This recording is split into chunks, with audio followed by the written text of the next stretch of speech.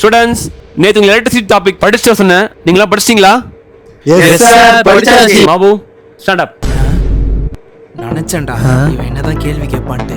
Electricity topic சொல்லு. தெரியல sir. அப்போ நேத்து நீ படிக்கல. ம். இனிமே நீ என் கிளாஸ்க்குள்ள இருக்க கூடாது. என்னடா போய் கிளாஸ்? அந்த எலக்ட்ரிசிட்டி ஃபுல்லா படிச்சு முடிச்சு தான் உள்ள வர.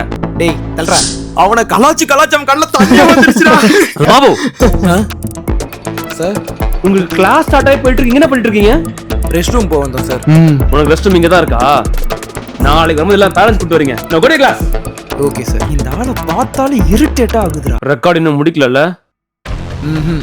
உனக்கு இன்டர்னல் மார்க்ல 0 போட்டு ஃபெயில் பண்றேன் பார். ஃபெயில் பண்ணிக்கோ.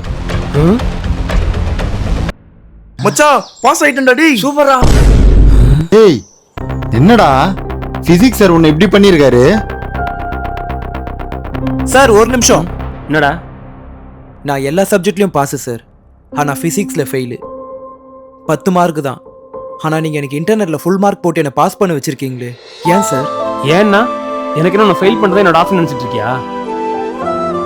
என்னைக்குமே ஒரு டீச்சர் நல்லா படிக்க ஸ்டூடெண்ட் விட நல்லா படிக்காத ஸ்டூடெண்ட் தான் கேள்வி அதிகமாக கேட்பாங்க. ஏன் தெரியுமா? அப்பதான் அந்த ஸ்டூடெண்ட் டீச்சர் நம்மளே கேள்வி கேட்கறான்னு பயந்து படிச்சுட்டு வருவோம்.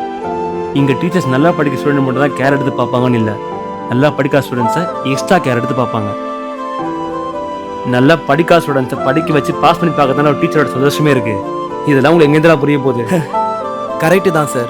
இவ்வளோ நாள் நான் புரியாம தான் இருந்தேன். இப்பயாச்சும் புரிஞ்சுதே. போடா போய் நல்லா படிச்சு ஃபியூச்சர்ல பெரிய ஆளா வாங்கடா.